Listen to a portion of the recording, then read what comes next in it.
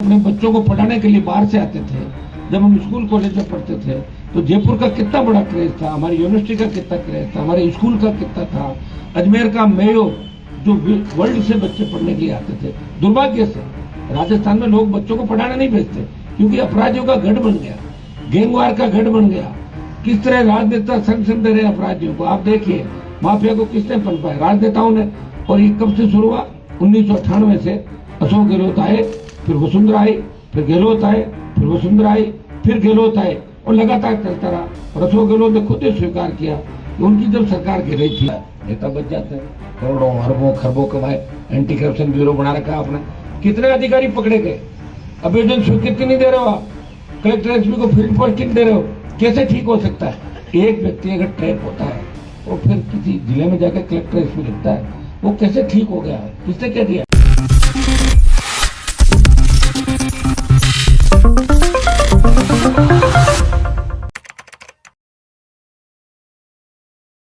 के अंदर दरियावद में निर्वस्त्र करके एक आदिवासी महिला को घुमाया जाता है और 3 दिन तक पुलिस को पता नहीं लगता। तो बीट प्रणाली की जो पुलिस बड़ी बड़ी बात करती है और भारतीय जनता पार्टी वहां जाती है एक फॉर्मेलिटी पूरी करने के लिए, तो उसके बाद बीजेपी का कोई बयान नहीं आता। गृह मंत्री डूंगरपुर बांसवाड़ा के अंदर एक कार्यक्रम में साइड में जाते हैं और उनको ये याद नहीं रहता कि जिसको पार्टी स्टैंड बनानी है वहाँ उस पीड़िता का घर वहाँ से बहुत नजदीक था। उसके बाद प्रियंका गांधी भी राजस्थान के अंदर आती है, लेकिन उसको कोई याद नहीं करता। तो उत्तर प्रदेश के चुनाव के अंदर इन लोगों ने इस तो मुद्दा बनाया था, प्रियंका गांधी इन लोगों ने। तो यहाँ आप जो हालात देख रहे हो राजस्थान में, मिला जुली का खेल है राजस्थान में। अपराध में राजस्थान 1 नंबर आ गया। अभी मुख्यमंत्री जी कह रहे थे कि अभी 1 नंबर नहीं, अभी तो थोड़ा पीछे है। तो शायद इन्होंने प्रण कर लिया कि 1 नंबर ला के छोड़ेंगे। विपक्ष राजस्थान में नजर नहीं आ रहा है। सड़क से लेके सदन तक, विधानसभा और लोकसभा तक अगर कोई लड़ाई लड़ रहा है तो राष्ट्रीय लोकतांत्रिक पार्टी लड़ रही है। जिस तरह एक तरफ देश महिला आरक्षण की बात कर रहा है, मैं भी पार्लियामेंट के अंदर ही था जब महिला आरक्षण का बिल पारित हुआ। दुर्भाग्य से देखिए आनंद फानंद में विशेष सत्र बुलाया, सारे एमपी भागे। कोई ये डर रहा था चुनाव साथ नहीं हो जाए, किसी दल को किसी चीज की चिंता थी। और हुआ क्या? और पार्टी मीटिंग में एजेंडा नहीं रखा पहले दिन जो बुलाई थी, और बिल लेके आए महिला आरक्षण 33%। और बिल के अंदर ये लिखा कि जो आपकी जनगणना है वो कराएंगे और जनगणना के बाद जो डिलिमिटेशन है फ्रीज कर रखा है 26 तक, उस डिलिमिटेशन के बाद हम इसको लाएंगे। तो पास अभी करने की आवश्यकता थी। वो तो फिर 33 तक गया। मैंने कहा था लोकसभा 33, 47, 52, 56 कब लाओगे? तो बताओ तारीख तो बताओ, कुछ टाइम लेके आ जाएंगे। और अगर आपको इतनी चिंता थी महिलाओं की तो 2014 में जब आपकी सरकार बनी तो ये तो इसमें तो सारे दल सहमत थे। सर्वदलीय बैठक में भी बात हुई, जब सब सहमत है, सब महिला आरक्षण का सब दलों ने प्रयास किया जब 1989 से के बाद। लेकिन लोगों के अंदर एक जुमला छोड़ना जो बीजेपी की आदत है, काम कम करना और उसका प्रचार प्रसार ज्यादा करना। क्योंकि कांग्रेस देश में सबसे बड़ी पार्टी का जो स्वरूप है वो भी खो दिया कांग्रेस पार्टी ने। आज लोकसभा के अंदर प्रतिपक्ष का कोई नेता नहीं है, विपक्ष का नेता नहीं है। जो अधीर रंजन चौधरी सिर्फ कांग्रेस पार्टी के नेता, सबसे बड़े दल के नेता, क्यों विपक्ष का जो संख्या कांग्रेस की नहीं आई, जिसे नेता प्रतिपक्ष का उनको दर्जा मिलता। ये दुर्भाग्य है।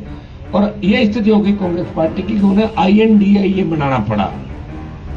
कितने दल उसके अंदर साथ है। और बीजेपी सत्ता में अंदर आई, सत्ता के अंदर आई तो NDA के मार्फत आई। तमाम देश के छोटे स्टेट के जो पॉलिटिकल छोटी पार्टियां थी उनके कंधे पे बंदूक रख के उन्होंने धीरे धीरे अपना बढ़ाया और जैसे ही काम निकला यूज एंड थ्रो। अभी भी भारतीय जनता पार्टी के अंदर देश में दम नहीं कि अपने बूते में सरकार बना सके। और कांग्रेस तो बहुत पीछे चली गई। और मुझे लगता है कि INDA का जो आपका प्रधानमंत्री का चेहरा होगा वो भी कोई और होगा। अभी बात हम राजस्थान की कर रहे हैं। बढ़ते हुए अपराध राजस्थान के अंदर खुलेआम नेता, पत्रकार, पुलिस, आए दिन हमले, कोर्ट के अंदर हमले, पुलिस कस्टडी के अंदर हमले। आप देखिए अभी जो टोल नाके में भरतपुर के अंदर हुआ, मैं कह रहा हूँ पुलिस कर्मियों पर हमले। ऐसे बहुत से ब्लाइंड मर्डर राजस्थान के अंदर जो नहीं खुले। आप हर जगह एडीजी क्राइम को भेज देंगे, ये हो जाएगा, होगा क्या भाई? आपका सिस्टम ही छड़ गया। 25 साल से ही व्यवस्था राजस्थान में जो बनी है, कोई न कोई कारण था। ये वही राजस्थान था जब लोग अपने बच्चों को पढ़ाने के लिए बाहर से आते थे। जब हम स्कूल कॉलेज में पढ़ते थे तो जयपुर का कितना बड़ा क्रेज था, हमारी यूनिवर्सिटी का कितना क्रेज था, हमारे स्कूल का कितना था, अजमेर का मेयो जो वर्ल्ड से बच्चे पढ़ने के लिए आते थे। दुर्भाग्य से राजस्थान में लोग बच्चों को पढ़ाने नहीं भेजते क्योंकि अपराधियों का गढ़ बन गया, गैंगवार का गढ़ बन गया। किस तरह राजनेता संगठन दे रहे अपराधियों को। आप देखिए माफिया को किसने पनपाया? राजनेताओं ने। और ये कब से शुरू हुआ? 1998 से अशोक गहलोत आए, फिर वसुंधरा आई, फिर गहलोत आए, फिर वसुंधरा आई, फिर गहलोत आए, और लगातार चलता रहा। और अशोक गहलोत ने खुद ही स्वीकार किया कि उनकी जब सरकार गिर रही थी तो वसुंधरा ने उनकी सरकार बचाई। तो मिलाजुली के खेल का मैं आरोप लगा रहा था, वो मुख्यमंत्री ने खुद इस बात की पुष्टि की। गैंगवार की घटनाओं से नौजवान कलम की जगह हाथ में बंदूक लेके चला और नशे की प्रवृत्ति के अंदर राजस्थान का नौजवान डूब रहा है। आज अखबार उठा के हम देखेंगे, सोशल मीडिया या इस आपके इलेक्ट्रॉनिक मीडिया पर खबर चलेगी तो अपराध में राजस्थान बहुत आगे बढ़ रहा है। महिला अपराध के अंदर, दूसरा अपराध के अंदर हमें बेमुक्त अपराध मुक्त राजस्थान करना है। कौन करेगा आप बताओ मुझे? बीजेपी आगे, मोदी की रैली हो जाएगी, हमेशा रैली कर लेंगे, और राहुल गांधी आगे, और लोग आ जाएंगे। ये तो वही लोग हैं जो पहले थे। इनमें नया क्या हो जाएगा बताओ? हमें नया राजस्थान चाहिए, हमें ऐसा राजस्थान चाहिए कि हमारी बहन बेटी रात को 12 बजे सड़क पे निकले, मजा ले, कोई सामने देख ले। हमें ऐसा राजस्थान चाहिए जहाँ किसी नौजवान को बेरोजगार से तंग के खुदकुशी नहीं करनी पड़े। हमें ऐसा राजस्थान चाहिए कि कर्जे के बोझ के तले किसी किसान को आत्महत्या नहीं करनी पड़े। हमें ऐसा राजस्थान चाहिए जहाँ टोल नहीं देना पड़े आपको। हम रोड टैक्स दे रहे हैं, पेट्रोल डीजल की बड़ी कीमत 100 रुपए तक दे रहे हैं, फिर भी टोल टैक्स देना पड़ रहा है। हमें ऐसा राजस्थान चाहिए जब मजबूत लोकायुक्त हो, सशक्त लोकायुक्त हो, लोकायुक्त को मुख्यमंत्री के खिलाफ एफआईआर दर्ज करने में और पर संज्ञान लेने के अंदर जरा सी भी झिझक नहीं हो, वो बुला सके। हम ऐसा सशक्त लोकायुक्त राजस्थान के अंदर। कितने नेताओं में भ्रष्टाचार के आरोप लगे राजस्थान में, आप बताइए।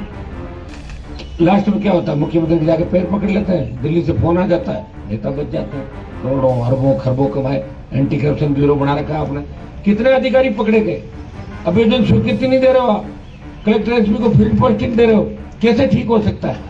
एक व्यक्ति अगर ट्रैप होता है और फिर किसी जिले में जाकर कलेक्टर एसपी लिखता है, वो कैसे ठीक हो गया? किसने कह दिया? ऐसा सिस्टम होना चाहिए कि जो ट्रैप हो जाए, पकड़ा जाए, जब तक उसका फैसला नहीं, उसको पोस्टिंग नहीं मिले। और इसके लिए विशेष अदालत राजस्थान के अंदर एसीबी के कोर्ट जरूर बनाए, लेकिन और ज्यादा संख्या में बढ़ के जल्दी से मुकदमों का निस्तारण हो, ऐसी व्यवस्था स्टेट के अंदर होनी चाहिए। भ्रष्टाचार को तो खुद पनपा रहे। बजरी माफिया राजस्थान के अंदर आया, कोई नहीं बोला बजरी माफिया के खिलाफ। आरएसपी ने संघर्ष किया, 11 बड़ी रैलियां करी। हम ईडी दफ्तर के अंदर भी हमारे पास कुछ कागजात नहीं मिले थे और हम जाने ईडी दफ्तर में कागज मिल गए हमें। कांग्रेस बीजेपी के नेताओं ने बजरी माफिया को पनपाया और आपको सबको पता किसके साथ बैठता है, किसके साथ उठता है, क्या करता है, क्या नहीं करता। चप्पल नहीं थी उसके पास, आज अरबों खरबों में खेल रहा है, सरकारों खरीदने की बात कर रहा है, टिकट खरीदने की बात कर रहा है और नेताओं के साथ पार्टी करता और लंच डिनर करता हुआ नजर आएगा। दिल्ली के होटलों में, दुबई में, दूसरी जगह जयपुर के अंदर। किसने पनपाया बजरी माफिया को? वसुंधरा ने, अशोक गहलोत ने संरक्षण दिया। ये हमारे संघर्ष का ही परिणाम है कि कुछ बजरी माफिया से राहत मिली राजस्थान को। किसी ने लड़ाई नहीं लड़ी बजरी माफिया को। एक आध कोई आंदोलन करता था कोई नेता और वो उसके घर लिफाफा पहुंचता था और दूसरे दिन ठीक हो जाता था। यही चला इस स्टेट के अंदर।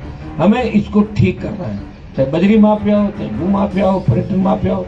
जिस शहर के अंदर हम बैठे हैं उसमें आप देख सकते हैं कितने भू माफिया पनप गए कि पूरा अमानी शाह का नाड़ा ही खा गए।